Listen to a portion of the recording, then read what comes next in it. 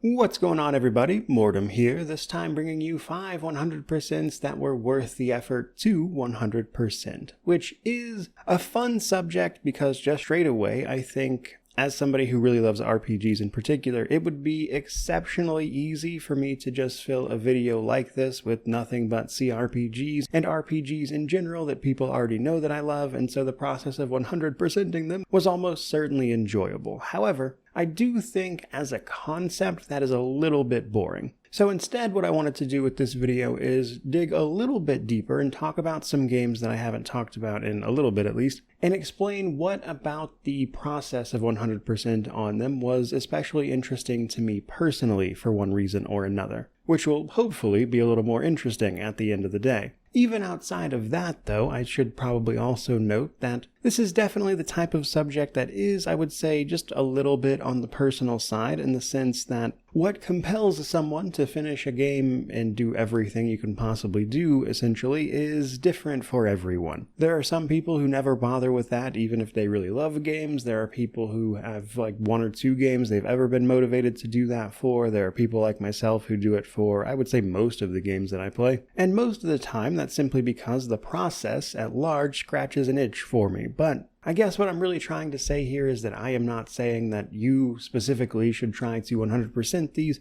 simply that I felt the process was worth the effort involved, even beyond just the normal process of, getting 100% to make a review to make money. The journey was worth more than the destination, if you will. So with that in mind, let's go ahead and dive fully into this, starting with one that will hopefully be interesting for people, which is actually Silent Hill F, which is interesting, especially to me, specifically because I don't play a ton of horror games in general, be they survival, psychological, or anything in between, I suppose. And if you remember my review of this game in particular, there are parts of it that I'm not especially fond of, but it is a game that I think getting 100% on is an especially satisfying thing to do, specifically because of all the different ways you can play through it again and again to find different endings and have different outcomes based upon your decisions. There's a lot of stuff to discover there, but most importantly, and the thing the game does best, is handling its setting and atmosphere. And much of that setting involves what life is like for a young woman in 1960s Japan, which is full of different ins and outs and family dynamics that as you play through the game multiple times, you slowly peel back the layers of and learn more and more, which then leads you to what ultimately caused this sort of horrible situation that you're having to fight your way through to begin with. And while I don't think the combat of the game holds up across the entire thing, simply because some of it is intentionally slow and clunky at the beginning, where you are effectively a teenage girl trying to fight off monsters, which doesn't go super well most of the time, but without spoiling things, the more the game goes on, there are reasons for you to get better and better at combat until at the end of it, there's a good chunk of it that's like a Souls-like, effectively. And that part of the combat experience I just don't think works super well for everything else they did. And yet, in spite of that, I still think the process was worth it, purely to see the game unfold the more that you actually make an effort to play through it and peel back the layers and endings that you can get, which explain more and more of the situation. That part of it in particular was a really cathartic experience for me that stood out to me, probably simply because I haven't played a ton of these types of games, but it was nonetheless a real fun experience. That does, however, bring us to our second entry. Now, I wanted to put at least one familiar game in here, and that is actually Expedition 33. Like many people, I actually really liked our Game of the Year winner last year, for the general public anyway, as it is truly a great game. I can see why it won, even if it wasn't my personal Game of the Year. But what stuck with me the most about Expedition 33 after having played it was primarily its story and especially the endings. I really do think they nailed the writing there. However, the reason that I think 100% on this is especially worthwhile is how much getting 100% on this game sort of informally informs the endings of the game. And trying to keep it to as minimum of spoilers as possible, I suppose, but those endings really play into the journey that you've had with the people along your side. I guess the easiest way to put it would be that the more time you spend exploring this world and getting to the bottom of everything going on here gives you more reason to get attached to those companions, which then feeds into the endings no matter what you decide. And as a result, I think it really plays into the themes and motivations behind each one, regardless of sort of where you fall on the issue of which ending is better or worse, that kind of thing, as there is some, I think, discussion worth having there, even though I have my pretty strong convictions one way or the other.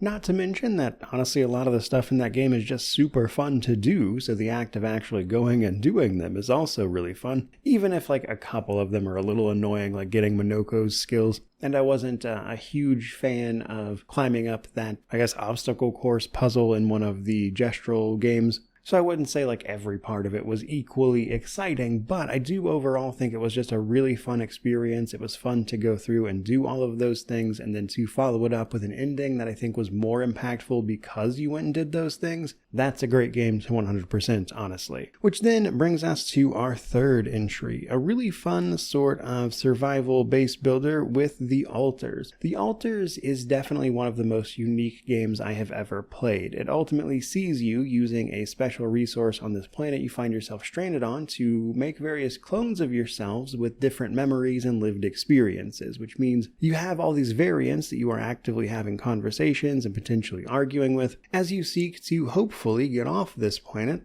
alive, ideally. And while some of the actual gameplay is really nothing to write home about and probably something you've seen a million times in a million different places, as the survival elements are relatively basic with you just kind of gathering resources, trying not to get knocked out by radiation, build the things you need to build before the sun catches up with you, which will kill you. That sort of basic stuff. And it's really those experiences with the Altars that make it so different. And one of the reasons I think 100% on this is so interesting is that in doing that, you're quickly going to find that you can't make all of the Altars. And so if you want to play it again to have different Altars, to have different experiences with and see how all that stuff plays out, and that's to say nothing of the choice and consequence of the other decisions you'll make along the way, which can lead to the different endings or especially different, I would say, outcomes for just individual situations, and then the Altars you have with you commenting on that thing and having those discussions with you makes for just an incredibly memorable experience. And I think on top of that already memorable experience,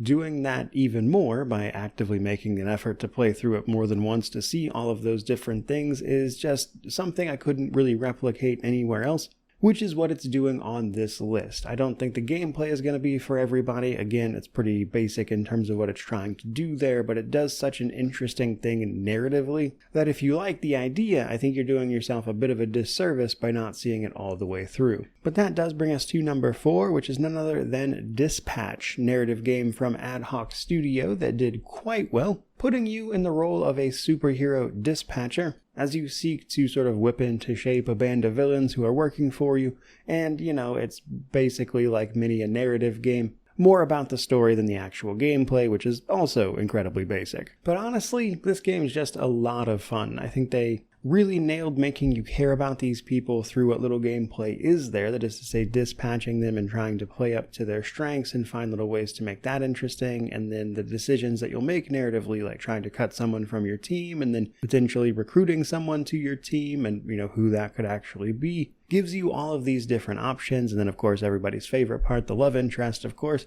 giving you different options for that as well, which can see all these different outcomes, makes for just a simple narrative experience that isn't terribly long, which makes getting the 100% relatively easy, but seeing how those decisions play out differently, alongside, again, a story that is just in and of itself really fun to engage with, makes for a great, easy 100% that is not all that different from just watching a really good TV show, and sometimes you need almost that sort of like junk food-esque feeling, I would say. The only part about this that was even kind of annoying is that upon release there was a hacking achievement that was busted that eventually got fixed, but even then it was a pain. In every other respect, this game was just a lot of simple fun that does a wonderful job weaving a narrative that pulls you in and makes you want to see all aspects of that narrative, and honestly just seeing it through to the end was exactly that, a fun time. And I think that kind of experience is always worth it, which does, however, finally bring us to our final entry, which is actually Cronos: The New Dawn. Another game which is a little bit interesting because, as mentioned already, I don't play a ton of horror titles. In fact, I believe Cronos is the only survival horror game I've reviewed on the channel specifically, because while I've played a few of them here and there, they're not really my favorite genre overall,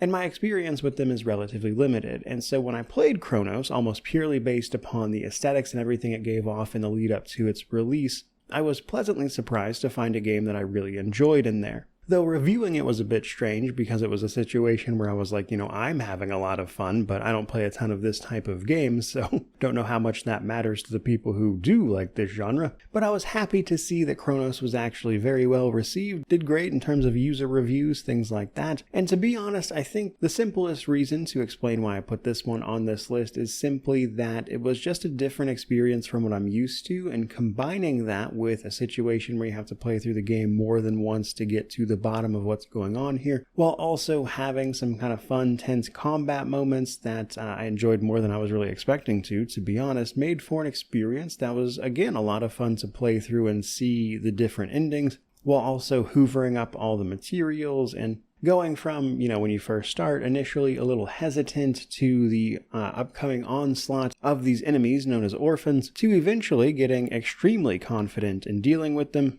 learning their strengths, weaknesses, where to be when, that kind of thing. And even that part, I guess maybe because of the survival aspect of it, was just an incredibly satisfying experience as well. So across those playthroughs, there's even some feeling of earned progression at the same time. And for all of those reasons, I had a really fun time getting the 100% on Cronos, so much so that I may wind up checking out other games within that genre. I know people are obviously going to recommend Resident Evil there, we'll see. Not going to make any bold claims here, but it has encouraged me just with how much I enjoyed it to kind of branch out and check out more of that genre. And if that doesn't count for this list, I don't know what does. But that, I think, is as good a place as any to wrap up this particular video. I certainly hope you enjoyed it. If you did, by all means, comment, subscribe, all that YouTube jazz. But regardless of any of that, truly, just thank you so much for watching. I really do appreciate it. May you wander in wisdom and have an amazing day.